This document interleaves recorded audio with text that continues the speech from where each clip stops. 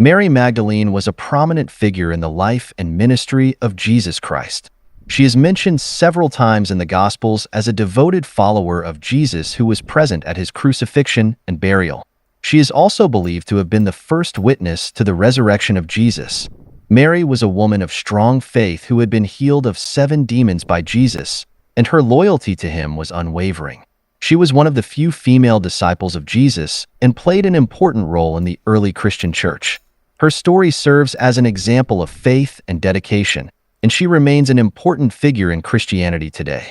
Not every gospel account of Jesus' life, death, and resurrection focuses on the same events and details, but all 4 attest that Mary Magdalene witnessed Jesus' crucifixion and burial. Her connection to Jesus was undeniable. The healing that took place in her life on account of his miraculous presence inspired the rededication of her life to follow Jesus to his burial, until she could no longer physically see her Savior. Mary's desperate longing to be close to Christ and serve him in any way she could became how she lived her life. She knew she would not have a life if not for him. What Mary lived daily is the faith we all strive to achieve. What was so special about Mary Magdalene that Jesus chose her to walk out such an extravagant story?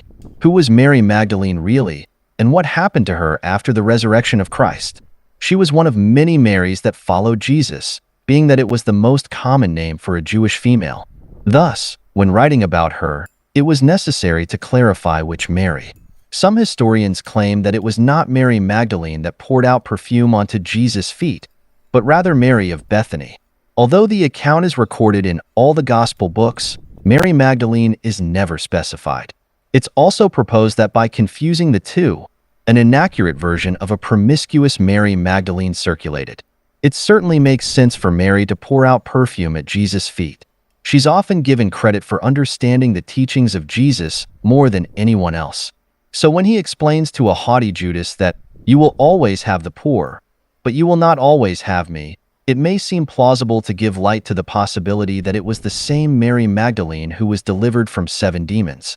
Our Bible dictionary explains, Mary Magdalene has become the type of a class of repentant sinners, but there is no authority for identifying her with the sinner who anointed the feet of Jesus in Luke 7 verses 36 to 50 either. Is there any authority for the supposition that Mary Magdalene is the same as the sister of Lazarus? No Bible reference suggests that she was involved in prostitution or had an immoral past. The resources provided as a part of the support of Jesus' ministry in Luke's gospel account suggest that Mary might have been wealthy. All Women of the Bible defines the meaning of Magdala as tower or castle. It may be that the Magdalene was connected with the industry of the town, for it would seem as if she was not without means, enabling her to serve the Lord with her substance. All the women of the Bible. How leveling it must have been to be struck with 7 demons, regardless of her place in society. But it does help us understand what fueled her generosity and dedication, giving what she had to Jesus' ministry after she was freed of her ailment. Mary was the first to tell the complete gospel story. When the angels told her to go, in Mark 16 verse 7, she became the first to feel the call and pull of Christ on her life to tell of his resurrection. Women were not called to testify in that age, and their word didn't lend credibility to any historically recorded event. Why would Christians place these women at the center of the gospel account, in a society where women were not held in equal regard to men? Some early documents credit Simon Peter for seeing Jesus first, and suggest it aggravated him that Mary was so close to Jesus. Many of the disciples and apostles lived lives of evangelism, many becoming martyrs for the early establishment of Christianity. What about Mary Magdalene?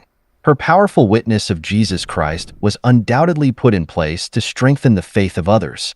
There are some who claim she married the Apostle John, and others that she accompanied him to Ephesus. Still more say that she evangelized southeastern France and spent her last 30 years in an alpine cavern.